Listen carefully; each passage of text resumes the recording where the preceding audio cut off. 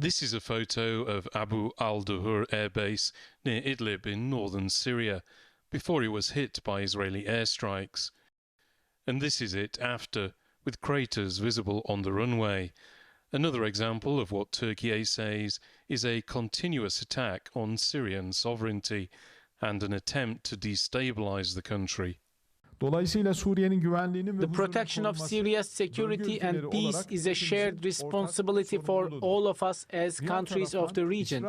At the same time, Israel's attacks targeting Syria's sovereignty and territorial integrity are among the most serious threats to the country's stability.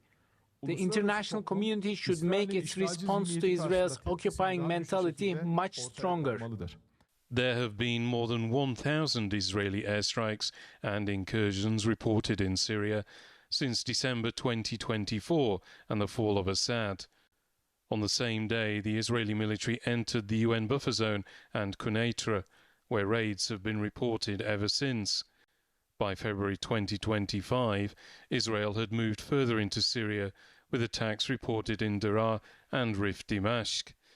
In May last year, there were Israeli airstrikes near the presidential complex in Damascus, although it wasn't the first time the capital had been hit. There have also been regular attacks on both military and civilian infrastructure, including the port of Latakia, Kamishli Airport, and now Abu Al Duhur airbase.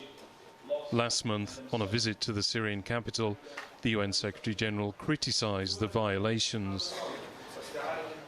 And we underscore the importance of fully respecting Syria's sovereignty, independence, unity and territorial integrity.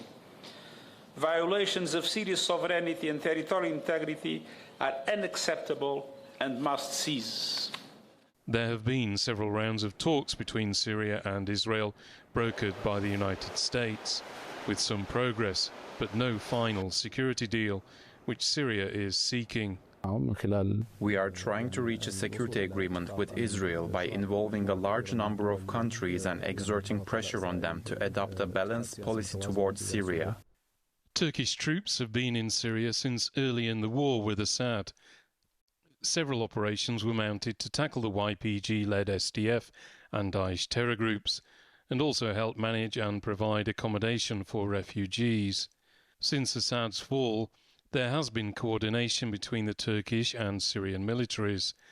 Türkiye still has a presence there, helping to train and advise forces, but is also withdrawing from bases it set up during the Assad era. Now the SDF is integrating into government structures. Türkiye is also trying to help stabilize the country in other areas, such as energy and reconstruction. Turkish troops are now in Syria at the invitation of its president, Ahmet al-Sharaa. They say they're there as part of a wider effort at stabilization after years of war, and have no interest in conflict with Israel or anyone else. Andrew Hopkins, TRT World, Ankara.